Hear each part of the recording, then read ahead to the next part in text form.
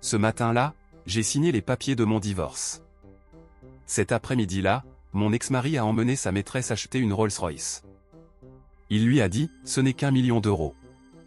Si elle te plaît, on la prend. Le vendeur a répondu, je suis désolé, monsieur, vos 3 cartes ont été refusées. Le tribunal judiciaire de Valence, en Drôme, était inhabituellement froid ce matin-là. Ce n'était pas le froid agressif d'une climatisation trop forte, mais une froideur plus profonde, celle qui se lit dans les regards de ceux qui viennent ici signer un papier mettant fin à une vie construite à deux.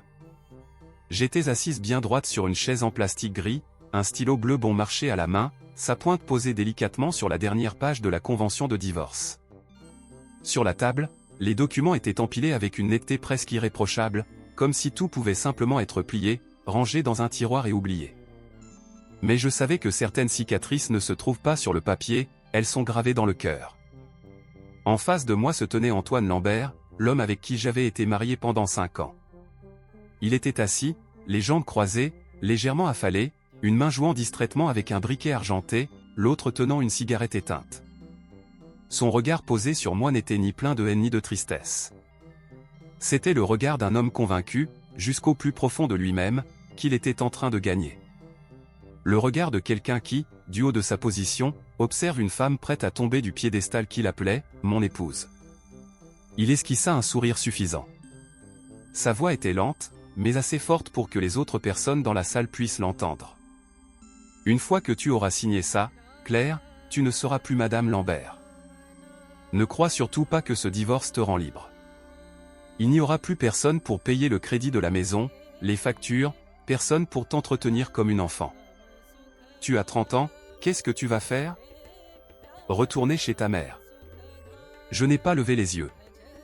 J'ai simplement tourné la page qui nécessitait ma signature, rapproché le document et posé le stylo exactement à l'endroit prévu pour mon nom. Ma main n'a pas tremblé. Elle avait déjà tremblé tout ce qu'elle devait trembler pendant les longues nuits d'insomnie, seule, à écouter le bruit de sa Peugeot rentrant tard, à sentir un parfum étranger accroché à son cou et à entendre des mensonges si doux qu'on devait soit y croire, soit devenir une boule de nerfs.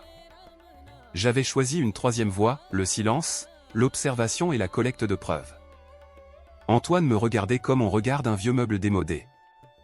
Il laissa échapper un rire bref et sec. La loi du silence allait, ne fais pas semblant d'être forte.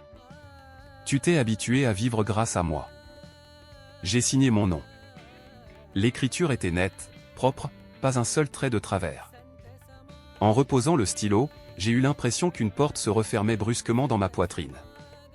Pas la porte de l'amour, morte depuis longtemps, mais celle de ma résistance silencieuse. J'ai fait glisser le dossier sur la table en direction d'Antoine. Le papier a produit un léger froissement. Un son insignifiant, mais pour moi, c'était le bruit d'un lien qui se rompait. Antoine a pris un stylo et signé à son tour avec la rapidité de quelqu'un qui accuse réception d'un colis. Il a jeté le stylo sur la table et s'est levé en ajustant les revers de son costume noir sur mesure. Le genre de costume que je repassais autrefois chaque lundi matin dans notre pavillon de banlieue, pour qu'il parte travailler avec l'allure d'un roi. Il a regardé vers la porte, où une jeune femme était appuyée contre le mur, les bras croisés. Son maquillage était aussi parfait qu'une couverture de magazine. Sa robe moulante et ses talons aiguilles la faisaient paraître une bonne tête plus grande que moi. Le sac de créateur qu'elle portait était celui que j'avais longtemps observé derrière la vitrine d'une boutique avant de décider que c'était une extravagance inutile. Elle a croisé mon regard et a souri. Un sourire aussi fin et tranchant qu'une lame. « Tu as fini, Antoine ? J'ai rendez-vous pour la voiture et on perd du temps. » Antoine s'est approché et l'a entouré d'un bras. Sa voix était excessivement douce. « Pourquoi tant de hâte ? On vient juste de terminer. » Il s'est retourné vers moi, les yeux brillants d'un plaisir mal dissimulé. « Claire, pour que tu le saches, cet après-midi j'emmène Léa chercher sa nouvelle voiture, une Rolls-Royce. Près d'1 million, peut-être un peu plus. Je parie que tu ne toucheras jamais un volant comme celui-là de toute ta vie. » J'ai enfin relevé la tête et je l'ai regardé droit dans les yeux. Pas pour supplier, pas pour contester. Je l'ai regardé comme on regarde un inconnu racontant une histoire creuse. « Je te souhaite, à toi et à Léa, toute une vie de bonheur, » ai-je dit lentement, d'une voix claire. Mon calme m'a surprise moi-même. Léa a fait une moue moqueuse en penchant la tête. « Oh, Écoute là, comme c'est noble, tu peux arrêter ton numéro, ma chérie. L'amertume se voit de loin. Antoine a ri en l'entraînant vers la sortie. Avant de partir, il a lancé une dernière phrase par-dessus son épaule, lourde comme de la boue. Et ne viens pas ramper quand tu n'auras plus un centime. À partir de maintenant, c'est fini, définitivement. Je me suis levé, j'ai plié ma copie de la convention de divorce et je l'ai rangée dans mon sac. Dans une poche intérieure, l'écran de mon téléphone était allumé. On y voyait un long tableau, chiffres, colonnes, dépenses détaillées, chaque virement, chaque vente d'action, chaque retrait étrange disparu de nos comptes communs. J'avais passé d'innombrables nuits à comparer, conserver des reçus, faire des captures d'écran, demander des relevés bancaires, rassembler chaque preuve comme des éclats de verre brisés. Pendant 5 ans, beaucoup avaient cru que je ne savais que cuisiner et nettoyer. Mais certaines femmes, plus elles sont sous-estimées, plus elles apprennent à survivre en silence. Je suis sorti de la salle et j'ai traversé le long couloir menant à l'entrée principale. Le soleil clair de la vallée du Rhône inondait le sol pâle de carrelage. J'ai inspiré profondément, sentant que, pour la première fois depuis des années, je respirais avec mes propres poumons, et non sous le poids de ma patience. Derrière moi, le claquement des talons de Léa résonnait, accompagné de son rire triomphant. « Oh, Antoine, je veux le fantôme blanc. Il est magnifique. Achetons-le aujourd'hui. Je veux l'emmener dîner ce soir. » La voix d'Antoine était ferme, assurée. « S'il te plaît, il est à toi. 1 million d'euros, ce n'est qu'un chiffre pour moi. » Je me suis arrêté un instant, sans me retourner. Pas par peur, mais parce que je refusais de leur offrir une autre expression de mon visage. J'ai simplement glissé la main dans mon sac, mes doigts frôlant mon téléphone comme on touche une promesse. J'ai ouvert mes contacts et retrouvé le nom enregistré depuis longtemps, Maître Durand, avocat. Mon pouce a tapé un message court et précis. C'est signé. Procédez comme prévu. Quelques secondes plus tard, l'écran a vibré. Bien reçu. Tout est prêt. Laissons-les avancer. J'ai éteint l'écran et remis le téléphone dans mon sac. Dehors, la circulation suivait son cours, régulière. La vie continuait à avancer à son propre rythme. Je suis resté un moment sous un platane devant le tribunal, observant les passants, et j'ai senti une étrange sérénité m'envahir. Pas le calme de la tristesse, mais celui d'une décision prise et exécutée. Antoine pensait que je sortais de ce mariage sans rien. Il me croyait faible, effrayé, prêt à m'effondrer. Il n'en avait aucune idée. Je me préparais à ce jour depuis que j'avais découvert une trace de rouge à lèvres sur le siège passager et une facture d'hôtel glissée à la hâte sous le tapis. Chaque mensonge, je le notais. Chaque euro disparu de notre compte commun, je le retraçais. Chaque fois qu'il prenait quelque chose appartenant à notre foyer pour faire plaisir à une autre femme, je restais silencieuse. J'avais besoin qu'il soit trop sûr de lui. J'ai appelé un taxi et je suis monté à l'arrière. « Où allons-nous, madame ?» a demandé le chauffeur en me regardant dans le rétroviseur. Je lui ai donné l'adresse avec le même calme que pour un rendez-vous ordinaire, le concessionnaire Rolls-Royce, près d'Aix-en-Provence. Le chauffeur a marqué une hésitation, puis a laissé échapper un léger rire gêné. C'est là que se trouve le vrai argent. On fait du shopping de luxe, à ce que je vois. J'ai regardé le soleil glisser sur l'asphalte. En moi, un petit feu venait de s'allumer, pas brûlant ni incontrôlable, mais stable et durable, comme des braises. Oui, ai-je répondu, je vais voir une pièce de théâtre. Le taxi s'est arrêté devant le concessionnaire Rolls-Royce, une façade de verre et d'acier brillant sous le ciel du sud de la France, exactement au moment où l'horloge affichait 15 heures. Je suis descendu, et ajusté la lanière de mon sac et respiré profondément. L'odeur du cuir haut de gamme et la fraîcheur de l'air intérieur m'ont enveloppé lorsque les portes automatiques se sont ouvertes, apportant avec elles une sensation de luxe soigneusement mis en scène. C'était une sensation qui autrefois me faisait croire que j'appartenais à un autre monde, un monde qui n'était pas destiné à une femme ayant passé des années à penser aux courses et aux repas du soir. À l'intérieur, la salle d'exposition respirait une opulence feutrée, sol en marbre poli, lumière douce des lustres, voitures immobiles alignées comme des bêtes rares endormies. Je marchais lentement, volontairement discrète. Mes yeux parcouraient les véhicules, mais mon attention se portait surtout sur l'espace, l'emplacement du comptoir de paiement, les entrées, les sorties, et les caméras de sécurité discrètement fixées au plafond. Je n'étais pas là pour acheter une voiture. J'étais là pour assister à un effondrement. Un jeune vendeur en costume impeccable s'est approché, son sourire parfaitement dosé. Bonjour madame.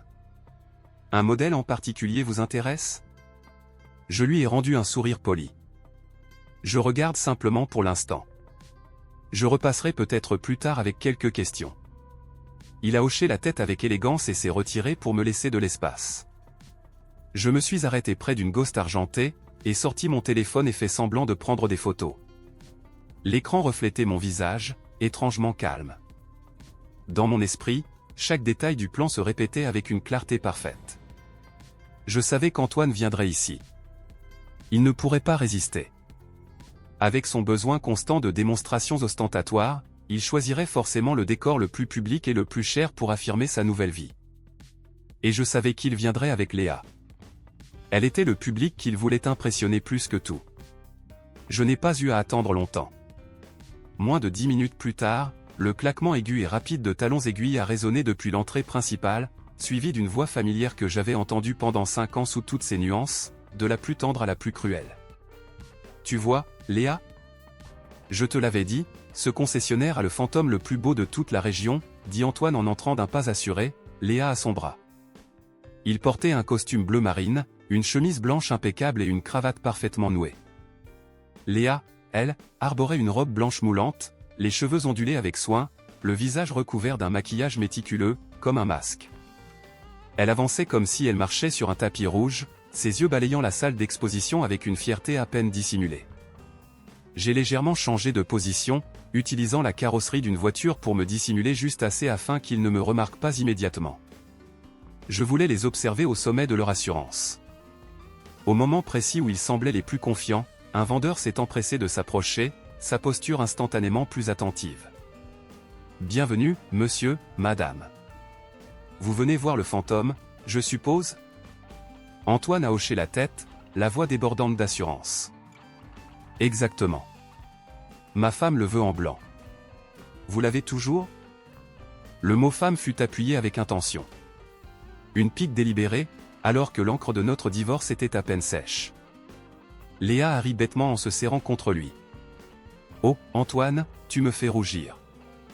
Son regard a ensuite parcouru la salle avant de se poser sur moi. Pendant une fraction de seconde, la surprise a traversé son visage, rapidement remplacée par un mépris pur. Elle a tiré le bras d'Antoine en murmurant assez fort pour que je l'entende. Regarde qui est là. Je suppose qu'elle est venue voir ce qu'elle n'aura jamais. Antoine a tourné la tête. En me voyant, il s'est figé un instant, puis un large sourire condescendant s'est étalé sur son visage. Claire, quelle surprise de te voir ici. Je suis sorti de derrière la voiture et leur ai fait face. Moi aussi, je voulais voir les voitures. Léa ricana, ses yeux glissant sur mon chemisier simple et mon pantalon. Tu aimes les Rolls-Royce? C'est mignon, mais c'est un peu hors de ta portée, tu ne crois pas? Je ne lui ai pas répondu. Je me suis tourné vers le vendeur et lui ai posé une question simple, d'une voix calme. Quel type de moteur équipe cette Ghost? Avant que le jeune homme ne puisse répondre, Antoine l'interrompit, sa voix dégoulinante de supériorité. Elle ne fait que regarder. Occupez-vous plutôt de nous. Nous prenons le fantôme. Aujourd'hui. Il se tourna vers Léa, son ton soudain adouci. Si tu l'aimes, on l'achète. Ce n'est qu'1 million d'euros. Le vendeur les guida rapidement vers le fantôme blanc, placé au centre de la salle. Léa poussa un soupir théâtral, passant la main sur le flanc de la voiture dans un geste volontairement ostentatoire. Il est parfait. Je l'adore. Antoine acquiesça, sortit un épais portefeuille en cuir, en retira une carte de crédit noire à plafond élevé et la tendit au vendeur comme s'il s'agissait d'une simple carte de visite. Débitez-la. L'atmosphère de la salle sembla ralentir.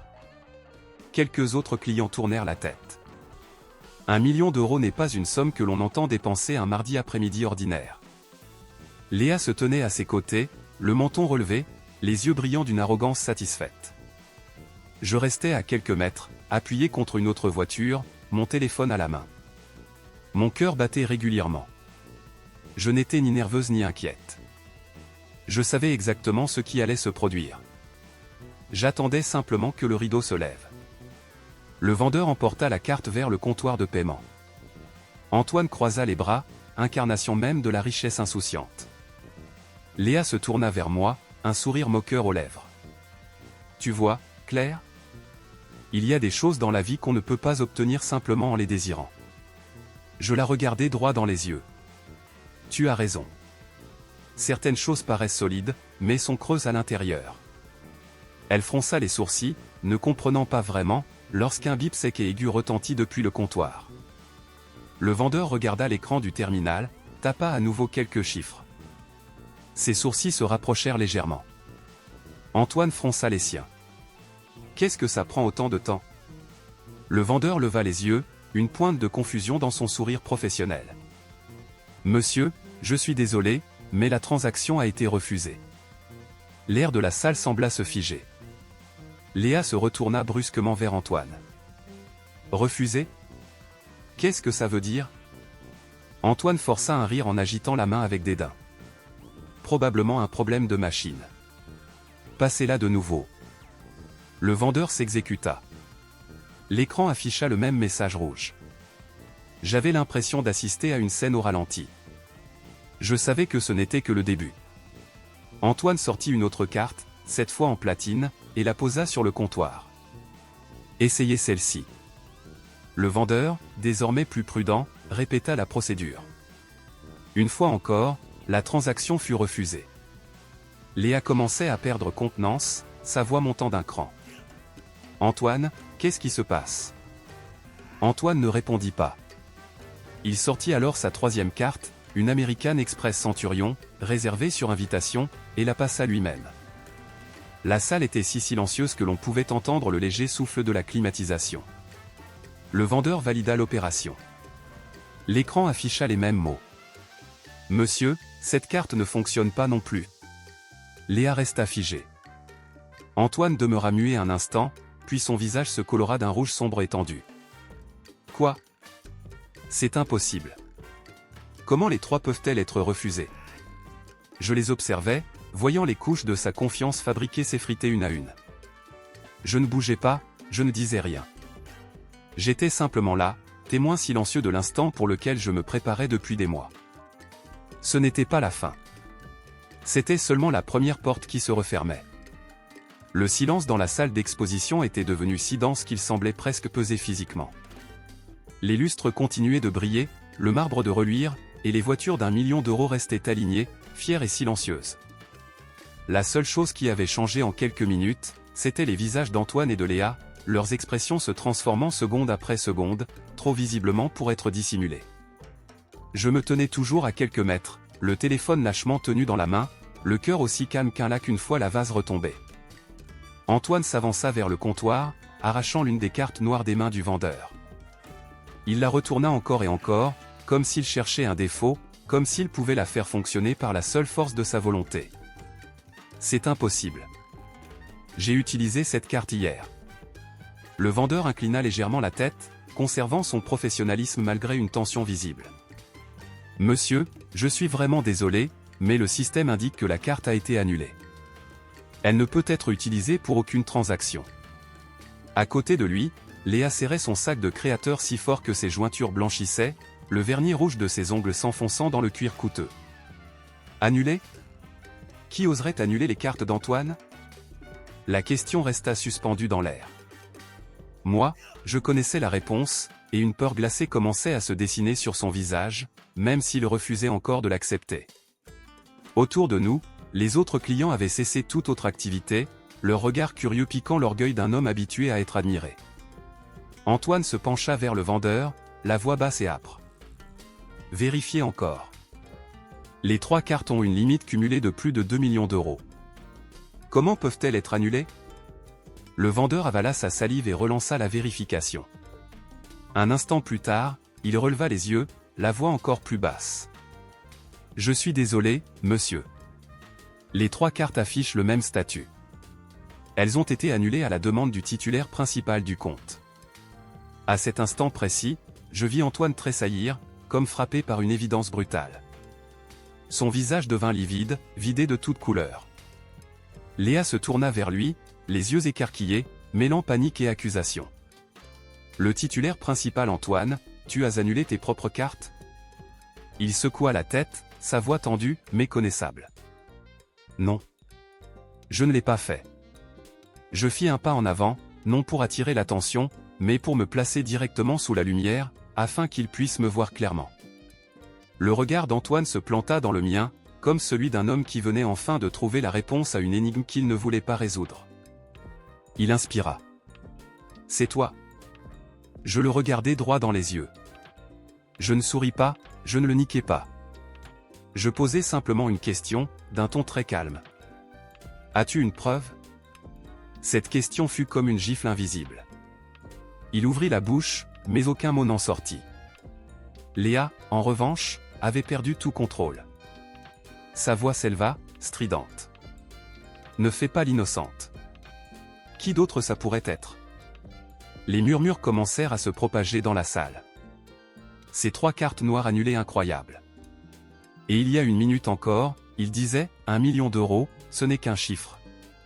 Quelle chute! Chaque mot tombait comme une pierre froide sur le sol de marbre.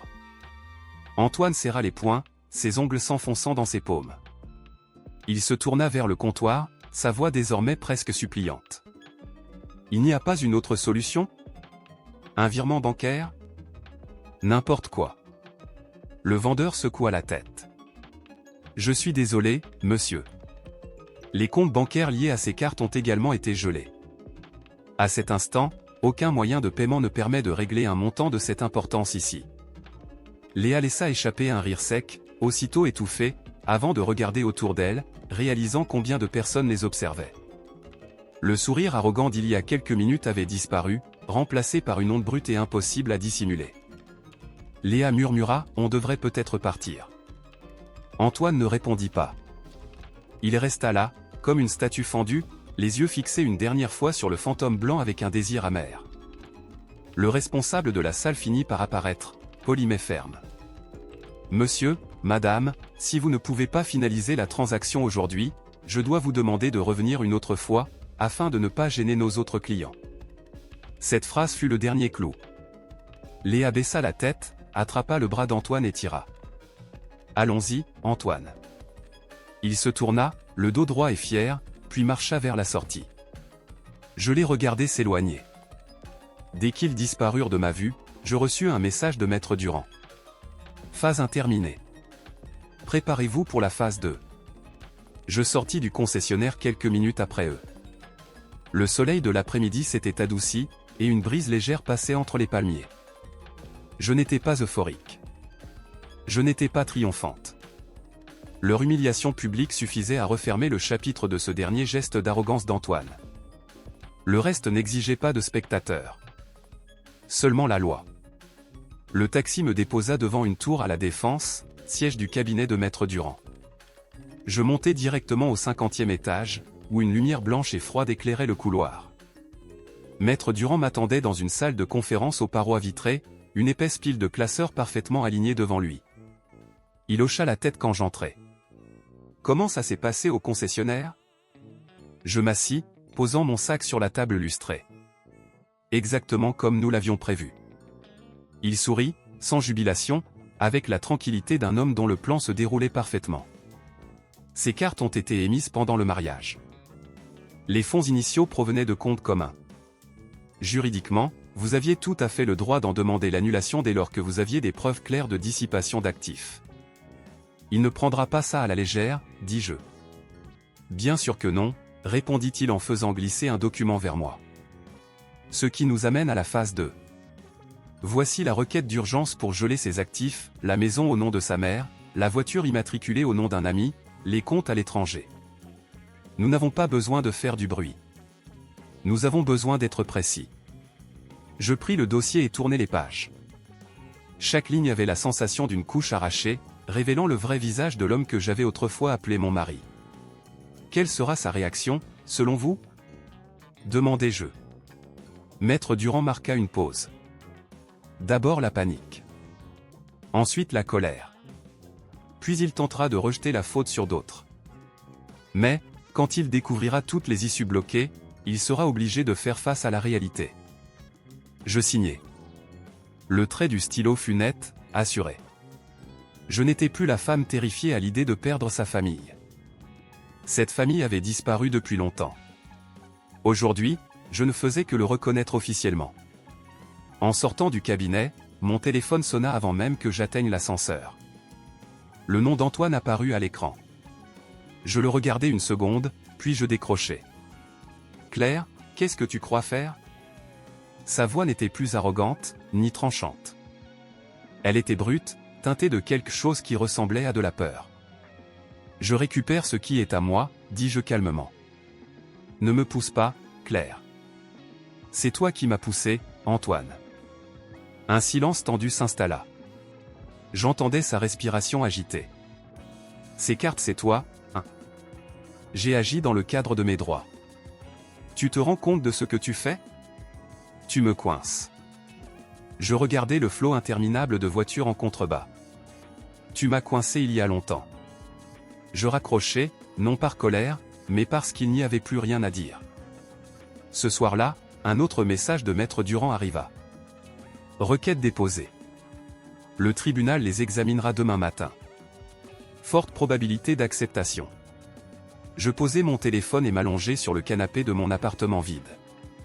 Ce lieu qui, autrefois, avait été plein de rires, s'était rempli peu à peu d'un silence lourd. Je croyais que le divorce était la fin. Je comprenais maintenant que ce n'était que le début de la justice. Le lendemain matin, pendant que je préparais le café, on sonna. Quand j'ouvris, Antoine était là. Sa chemise froissée, sa cravate de travers, le visage marqué par l'épuisement. « Je peux entrer et on parle ?» Je bloquai l'entrée. « Dis ce que tu as à dire ici. » Il avala sa salive. « Je sais que j'ai fait une erreur, mais gelez tous mes actifs comme ça mon entreprise ne peut pas fonctionner. Je ne peux pas payer les salaires. Ces actifs ne t'appartiennent pas à toi seul, Antoine.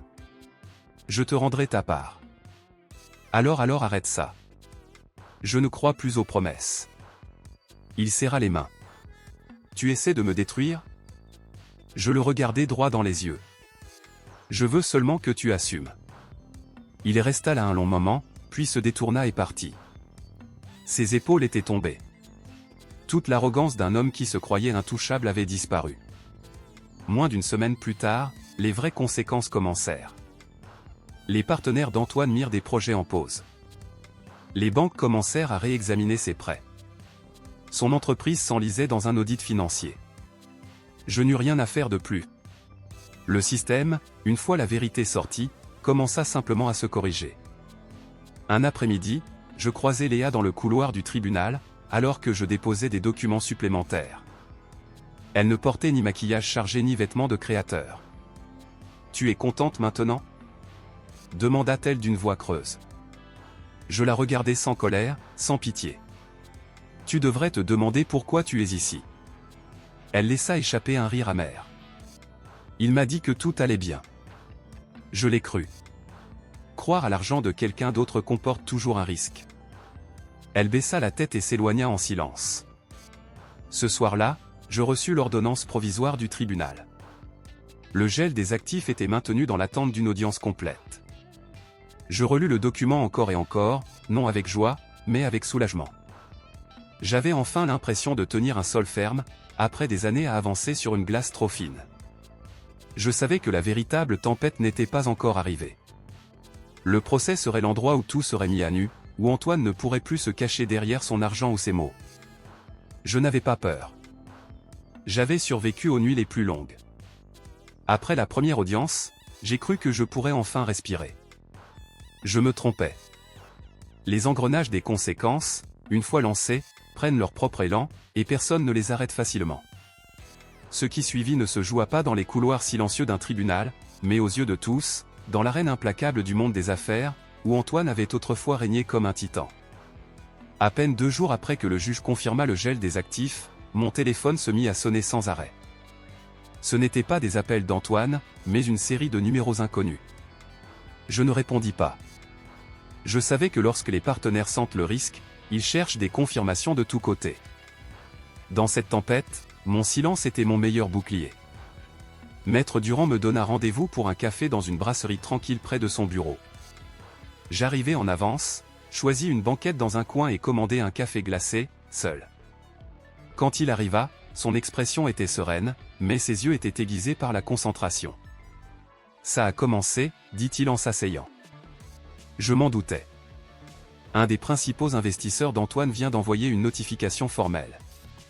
Il invoque une clause de risque pour suspendre un projet de développement de plusieurs millions, en citant l'exposition juridique liée au litige sur les actifs. Je remuai mon café, les glaçons tintant doucement contre le verre. Un seul ? Maître Durand secoua la tête. 3. Depuis ce matin. Et il y en aura d'autres. En affaires, on peut tolérer un associé impitoyable, ambitieux, même un peu trouble. Ce qu'on ne tolère pas, c'est un associé qui devient un poids ambulant, un homme dont les actifs sont gelés et qui fait face à un long contentieux public. On peut toujours regagner de l'argent. On ne reconstruit pas toujours une réputation. Cet après-midi-là, je reçus un message d'une ancienne connaissance, une femme dont le mari avait fait des affaires avec Antoine. « Claire, j'ai entendu qu'il y a des problèmes avec l'entreprise d'Antoine. Ça va ?» Je lus le message puis posai mon téléphone. Je n'avais pas besoin de compassion et je n'avais pas à m'expliquer. La vérité avançait vers la lumière d'elle-même. Quelques jours plus tard, un détour causé par un embouteillage me fit passer devant l'immeuble de bureaux brillants où se trouvait le siège de l'entreprise d'Antoine, à La Défense. Ce n'était pas voulu, mais je me surpris à regarder les fenêtres familières. Depuis la rue, je voyais des employés entrer et sortir, le visage tendu. De petits groupes s'agglutinaient dehors, parlant à voix basse. L'atmosphère de crise était si palpable qu'on la sentait depuis le trottoir. Ce soir-là, Antoine rappela. Cette fois, je décrochai. Claire, sa voix était usée par l'épuisement, dépouillée de tout orgueil. Tu peux demander à ton avocat de relâcher un peu. Juste un moment. Relâcher quoi, Antoine ? Mes associés reculent. Les banques n'arrêtent pas de m'appeler. L'entreprise ne peut pas supporter ça. Tu devrais parler à ton avocat, pas à moi. Tu le sais mieux que personne, supplia-t-il, la voix se brisant. Si ça continue, je vais tout perdre. Je regardais, par la fenêtre, les lumières de la ville qui scintillaient. Tu y as pensé quand tu transférais notre argent à quelqu'un d'autre ? Antoine resta silencieux longtemps.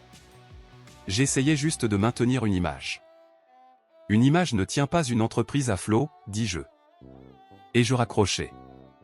Le lendemain, Maître Durand m'envoya un résumé. Un partenaire stratégique avait officiellement résilié son contrat. Une grande banque avait réduit la ligne de crédit d'Antoine presque à zéro. Un projet phare était désormais reporté pour une durée indéterminée. Les maillons essentiels de la chaîne qui maintenait son empire se brisaient un à un, et toute la machine commençait à vaciller violemment. Je n'ai pas ressenti de frisson de victoire. Ce que j'ai ressenti, c'est une tristesse étrange et creuse. Une tristesse pour l'homme qui avait tout, et qui avait tout jeté par-dessus bord à cause de son ego et de son avidité. Puis vint la dénonciation anonyme. Un dossier de documents soigneusement sélectionné, transmis par l'équipe de Maître Durand à un investisseur clé, révéla quelque chose que je n'avais fait que soupçonner. Antoine dirigeait une société écran. Une entité juridique séparée, enregistrée au nom d'un vieil ami, utilisée pour détourner de l'argent de certains contrats et pour dissimuler une montagne de dettes hors du bilan de l'entreprise principale. La nouvelle déclencha un audit d'investisseurs à grande échelle et, plus terrifiant encore pour Antoine, attira l'attention de l'administration fiscale. Son château de cartes s'effondrait. Un après-midi, je recroisai Léa. Ce fut une rencontre fortuite dans une petite brasserie.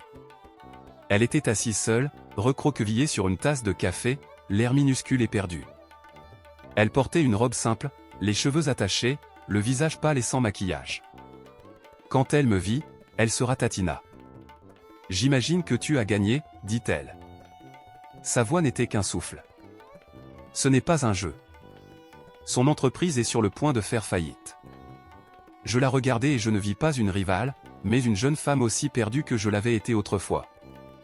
Tu devrais commencer à prendre soin de toi. Sa voix trembla. Ce n'est pas assez pour toi. Il a tout perdu.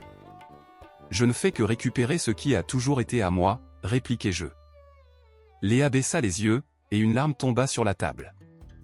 Je ne restais pas. La compassion ne pouvait aider ni elle ni moi, pas maintenant. Vers la fin de la semaine, le coup final tomba. Maître Durand m'appela. Ils l'ont fait, dit-il. Un groupe de ses petits actionnaires, effrayés par l'audit et le gel des actifs, a invoqué ses droits. Ils ont convoqué une assemblée générale extraordinaire. Pourquoi faire ? Demandai-je, même si je connaissais déjà la réponse. Ils vont voter pour le destituer. Le révoquer de son poste de directeur général. Je fermai les yeux. Je me souvins des premiers jours, quand je restais éveillé tard avec lui pendant qu'il rédigeait ses plans d'affaires, l'encourageant à chaque contretemps. J'avais cru, un temps, que son succès était notre succès. Mais il n'avait jamais vu ma contribution comme autre chose qu'un simple bruit de fond. L'empire qu'Antoine avait bâti sur mon silence allait être démantelé par ses propres investisseurs, et la scène était désormais prête pour l'acte final au tribunal. Le jour de l'audience finale arriva sous un ciel gris et plombé au-dessus de Paris. Il ne pleuvait pas, mais l'air était chargé d'un poids humide et oppressant. J'arrivai tôt au tribunal judiciaire de Paris. Chaque pas lent et délibéré sur les marches de marbre usé me donnait l'impression de piétiner les années silencieuses et gâchées de mon mariage. Je ne m'étais pas habillé pour impressionner. Je portais un chemisier blanc simple et un pantalon sombre. Je n'avais rien à déclarer. La vérité, classée dans des dossiers chronologiques impeccables, parlerait pour moi. Maître Durand m'attendait dans le hall. Il m'adressa un geste rassurant. « Aussi prête que je peux l'être, dis-je. » Mon cœur ne battait plus de peur. Il battait avec un rythme centré, régulier. Je savais que cette journée serait remplie de mots inconfortables et de regards accusateurs. Et je savais aussi qu'une fois les portes de cette salle franchies, il n'y aurait pas de retour en arrière. La salle d'audience sentait le bois ancien et le papier. Les rangées de bancs se remplissaient déjà. En face, Antoine était assis avec son avocat. Il paraissait plus maigre que la dernière fois, presque fragile. Il avait de profondes cernes, et son costume cher semblait pendre sur lui. Quand nos regards se croisèrent, il détourna les yeux aussitôt. Le juge entra et tout le monde se leva. Quand le maillet frappa le bois, je ressentis une révélation soudaine et nette, ce n'était plus seulement mon histoire, ni seulement celle d'Antoine. Ici, chaque mot prononcé avait une conséquence. Ici, les mensonges se flétrissaient sous la lumière stérile de la loi. Le juge commença, d'une voix uniforme et sans émotion. L'audience est ouverte pour examiner la demande de la requérante concernant la liquidation du régime matrimonial et pour statuer sur la question des transferts frauduleux. Maître Durand se leva. Il présenta notre dossier avec une précision chirurgicale. 1. Les relevés bancaires apparurent à l'écran. Une trace claire et indéniable d'argent quittant nos comptes communs vers d'autres comptes dissimulés. Des actes de propriété achetés au nom de la mère et du cousin d'Antoine, tous financés par l'argent du mariage. Des documents concernant des comptes à l'étranger et la société Écran, où des millions avaient été détournés sans mon accord ni même ma connaissance. Ces opérations, déclara Maître Durand, la voix posée et ferme, ne sont pas des dépenses d'entreprise. Il s'agit d'un effort systématique et délibéré visant à priver ma cliente de sa part légale du patrimoine commun. L'avocat d'Antoine se leva pour s'y opposer. Mon client affirme qu'il s'agissait de dépenses et d'investissements personnels, pas d'une tentative de dissimulation d'actifs. Le juge tourna son regard vers Antoine. « Monsieur, avez-vous une réponse ?» Antoine se leva, les mains posées sur la table devant lui. « J'admets avoir déplacé de l'argent, dit-il, la voix vacillante sur le dernier mot. Mais c'était de l'argent que j'ai gagné. J'avais le droit de l'utiliser comme je l'entendais. » Maître Durand présenta aussitôt un autre document. « Avec votre permission, Monsieur le Président, cette pièce démontre que le capital initial de l'entreprise de Monsieur, ainsi que les fonds de sa croissance ultérieure, provenaient d'actifs communs, incluant le salaire et les économies de Madame Claire Valdès durant les premières années du mariage. Je vis les chiffres à l'écran, mes propres revenus, l'héritage que j'avais apporté, de petits ruisseaux du travail de ma vie, avalés par le grand fleuve de son ambition. Je n'avais jamais imaginé devoir en garder la trace. Mais quand la confiance est trahie, on apprend à devenir son propre archiviste. » Le juge hocha la tête en prenant une note. « Monsieur, un commentaire sur cette preuve. » Antoine ne dit rien. Il fixa la table. L'air dans la salle devint lourd. Je sentais les regards sur moi, certains curieux, d'autres compatissants, d'autres jugeants. Je les ignorais tous. Mon attention restait sur la procédure, sur chaque question et chaque réponse. Quand ce fut mon tour de parler, je me levai. Je ne demandais pas un centime de plus que ce que la loi me donnait. Monsieur le Président, dis-je d'une voix ferme, je demande seulement que les biens que nous avons construits ensemble pendant notre mariage soient partagés équitablement. Je n'accepte pas que nos ressources communes aient servi à financer une vie cachée. Le juge me regarda, expression illisible. Avez-vous des preuves de cette vie cachée? Maître Durand fit un pas en avant. Des factures d'hôtel, des billets d'avion pour deux, une série de messages compromettants. Cette fois, je ne regardais pas l'écran. Je les avais déjà regardés pendant trop de nuits d'insomnie. L'avocat d'Antoine bondit. Je proteste. C'est une atteinte grave à la vie privée de mon client. Le juge frappa de son maillet. Il s'agit d'une instance civile relative à la disposition des actifs. Cette preuve éclaire directement le motif des transferts contestés. Le tribunal l'admet. Objection rejetée. Antoine se rassit, les épaules s'affaissant. Je vis le dernier lambeau de sa façade arrogante se déchirer et tomber. Il n'y a pas d'argument convaincant quand les chiffres et la trace écrite vous accablent. Le tribunal se retira pour délibérer. Pendant que la salle se remplissait de murmures, je restais parfaitement immobile, les mains jointes sur mes genoux. Je ne priais pas. Je me rappelais simplement de respirer. Maître Durand se pencha vers moi. Ça s'annonce bien. Je pense que le juge maintiendra le gel et statuera en notre faveur. Tout ce dont j'avais besoin, c'était que la vérité soit reconnue. Quelques minutes plus tard, le juge revint. La salle se tut. Le tribunal considère qu'il existe des éléments sérieux et concordants établissant des transferts frauduleux d'actifs communs par le défendeur.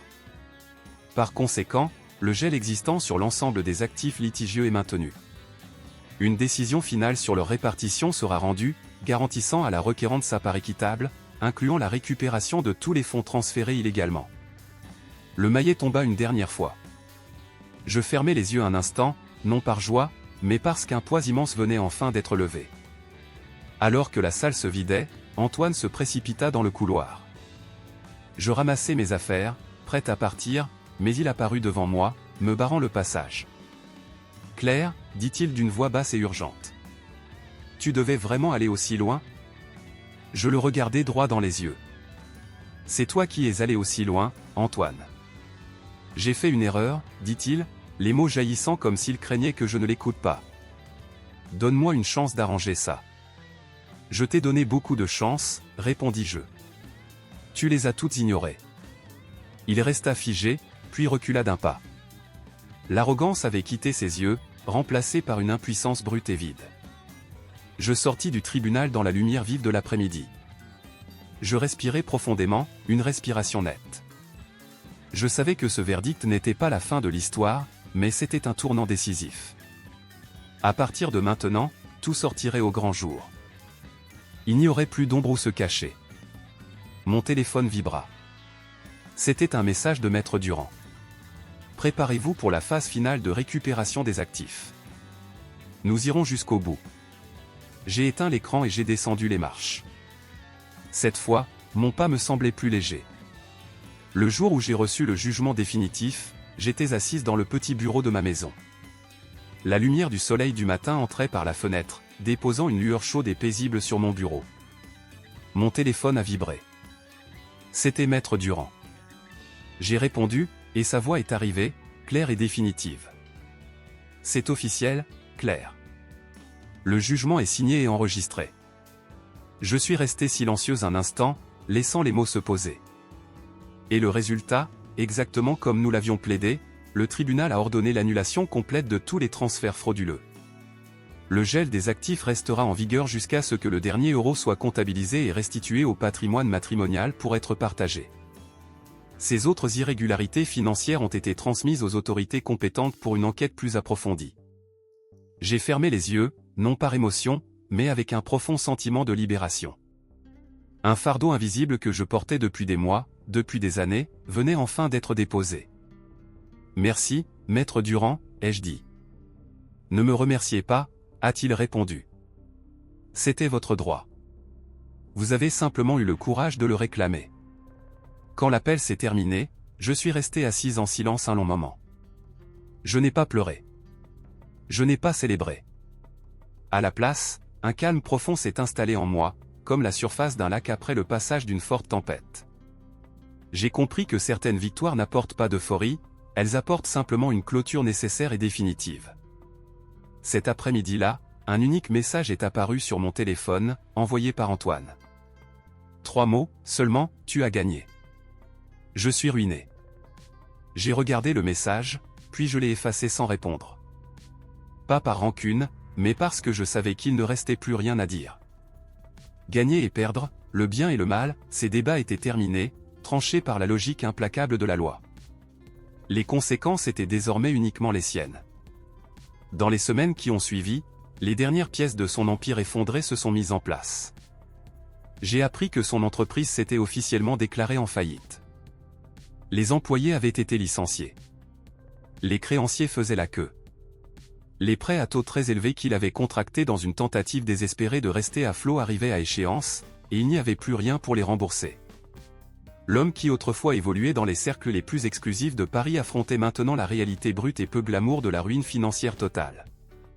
Je n'ai pas cherché ces informations. Pour moi, l'histoire était terminée. Une nuit, en rangeant une armoire, j'ai trouvé un vieux journal intime des premières années de notre mariage.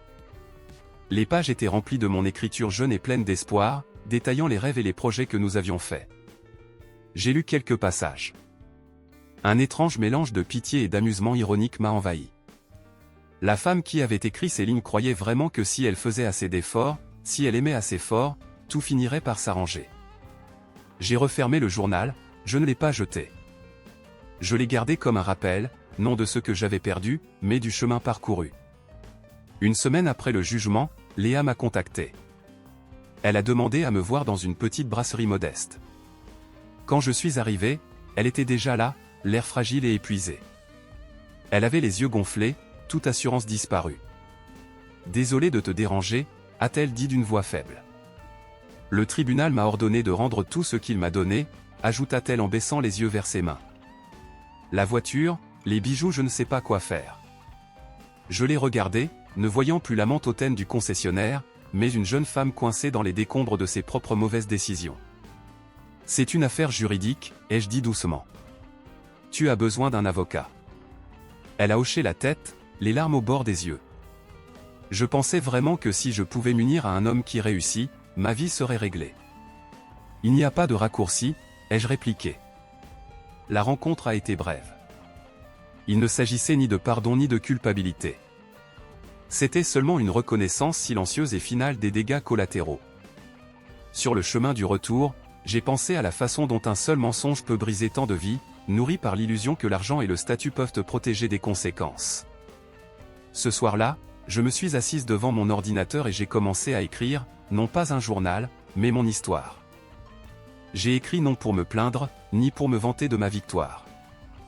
J'ai écrit pour me rappeler, à moi-même, et peut-être à quelqu'un d'autre quelque part, que n'importe qui peut se retrouver à ma place s'il confie sa confiance aux mauvaises mains et oublie sa propre valeur. J'ai compris alors que la loi pouvait m'aider à récupérer mes biens, mais que moi seul pouvais m'aider à récupérer ma vie. J'ai commencé à faire des projets pour l'avenir, un avenir réel, pas un avenir soumis à l'humeur ou à l'approbation de quelqu'un d'autre. Je me suis concentré sur ma carrière, j'ai pris un rôle de leadership dans un nouveau projet, et j'ai renoué avec des amis dont je m'étais éloigné. Pour la première fois, je me suis senti l'architecte de ma propre vie. Il y avait encore des nuits où je pensais à Antoine, non avec colère, mais avec une tristesse lointaine, détachée. Je l'avais aimé, un jour. C'était un fait. Mais l'homme qu'il était devenu m'était étranger, et je n'avais plus besoin de le connaître. La rupture complète et absolue de notre vie commune, aussi douloureuse soit-elle, s'est révélée être exactement ce dont j'avais besoin pour renaître. Sans elle, j'aurais pu continuer à vivre dans ce mariage creux, me trompant moi-même avec ce titre vide d'épouse. J'ai appris que la liberté n'est pas une destination où l'on arrive. C'est un chemin que l'on choisit d'emprunter chaque jour. Et mon voyage venait de commencer. Les jours qui ont suivi la décision finale n'étaient pas remplis de l'éclat cinématographique d'un nouveau départ. Il n'y a pas eu de scène triomphale, ni de toast de célébration avec des amis faisant teinter des coupes de champagne. La vie après la tempête était calme, presque étrangement calme. La fin d'un mariage, surtout quand il se termine dans une tempête juridique, n'est pas seulement la perte d'un mari, c'est le démantèlement d'une routine, l'effacement d'un rythme qui a dicté ta vie pendant des années. Au début, je me réveillais tôt par habitude. Mon corps était encore programmé pour un emploi du temps qui n'existait plus. Il n'y avait personne pour qui faire le petit déjeuner, l'humeur de personne à mesurer pour la journée.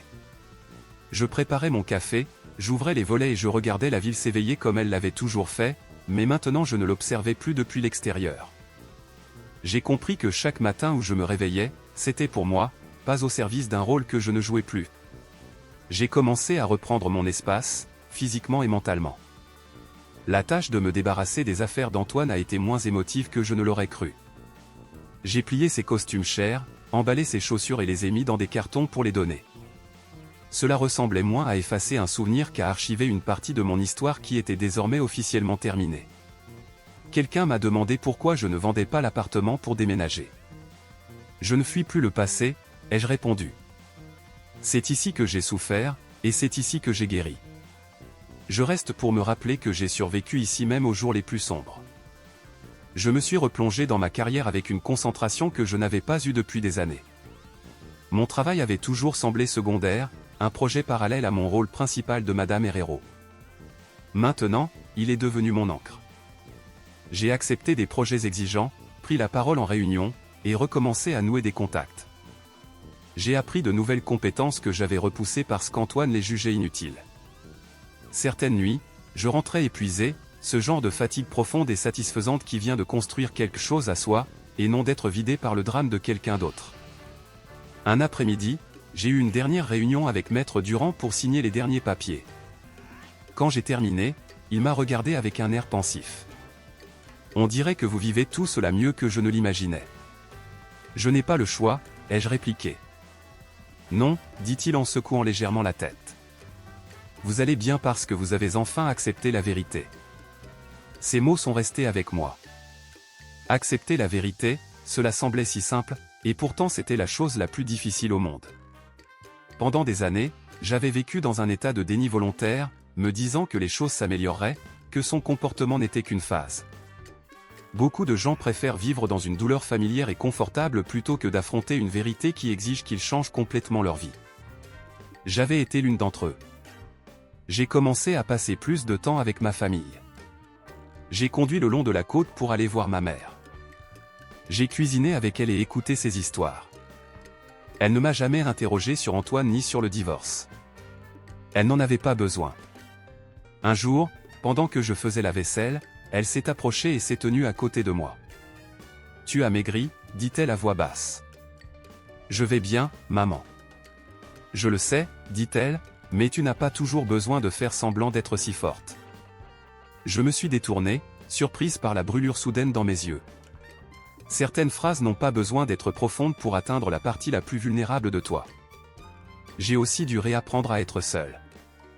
Le silence de l'appartement était assourdissant au début. Pas de télévision à fond avec du sport, pas de discussions tendues, pas d'attentes anxieuses. J'ai commencé à remplir ce silence avec des choses que j'aimais, des livres, de la musique, parfois seulement mes propres pensées. La solitude, autrefois source d'effroi, s'est lentement transformée en un sanctuaire paisible. C'était l'espace dont j'avais besoin pour entendre ma propre voix à nouveau. Une voix que j'avais réduite au silence depuis trop longtemps. Une vieille amie m'a demandé un soir, pendant un dîner, si tu pouvais revenir en arrière, tu l'aurais épousée. J'y ai réfléchi longtemps. Oui, ai-je dit. Elle m'a regardé, stupéfaite. Après tout ce qu'il a fait? Oui, ai-je répété. Parce que sans ce mariage, sans cette douleur, je ne serais pas la personne que je suis aujourd'hui. Je ne voyais plus le passé comme une erreur. C'était une leçon coûteuse et douloureuse, mais que j'avais enfin apprise.